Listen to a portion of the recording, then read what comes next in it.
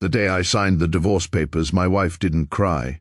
She just watched me sign, the way you'd watch a package finally get delivered. 24 years of marriage, and the woman sitting across the table wasn't even surprised. That should have told me something a long time before it actually did.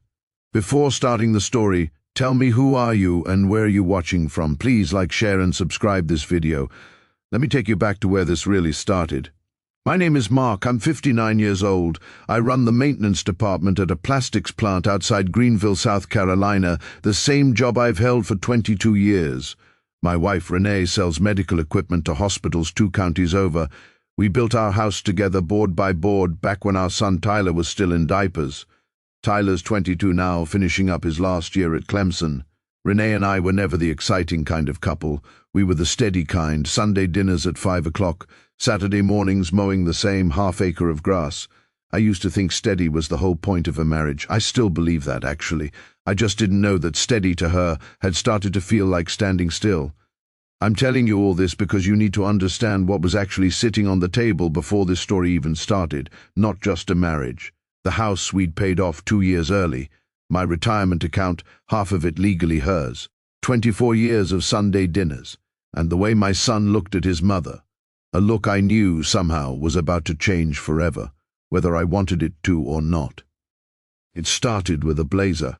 Renee asked me to run it to the dry cleaner on my way to work, the Tuesday before Labor Day. Reaching into the inside pocket for a tissue, I pulled out a valet parking stub instead. A hotel in Spartanburg, 40 minutes north, dated the week before, the same day she'd told me she got stuck late at the regional office. I didn't say a word. I put the stub back exactly where I found it, folded the same way, and I started paying attention. Once you start looking, you can't stop seeing things you used to walk right past. Her phone, always face down now, even at the kitchen table, a gym membership she paid for every month and never once used, that she called her time to think. A calendar block every single Tuesday, marked with just the letter R. Part of me hated myself for checking. 24 years of marriage, and here I was going through her things like a stranger in my own house. But another part of me figured, if I was wrong, no harm done, and if I was right, I needed to know before I lost anything else without realizing I was already losing it. I pulled up the credit card statement, the one we'd shared since before Tyler was born. Same hotel in Spartanburg. 11 charges over 14 months, every single one on a Tuesday. I sat at my own kitchen table and did math I never wanted to do in my life. Here's the thing nobody tells you about trust. I used to think it worked like a savings account, slow deposits year after year, and maybe one bad withdrawal could wipe you out. I was wrong. Trust is a windshield. It doesn't shatter all at once. First, it's just a chip, so small you keep driving and barely notice it's there. Then one hard turn in the road, and the whole thing spiderwebs in front of your eyes, and you realize you've been looking at your entire life through a crack for a lot longer than you knew. The next Tuesday I told Renee I was going fishing with my buddy Dale. Instead, I sat in my truck across from that hotel in Spartanburg for 2 hours, engine off, hands still on the wheel like I was driving somewhere. At 6:40 she walked out the front doors. She got into a truck I recognized before I even saw the plate, because I'd ridden shotgun in it 100 times. It belonged to Curtis Boyd, my golf partner every Thursday morning for 11 years, the man who stood up next to me at my own wedding.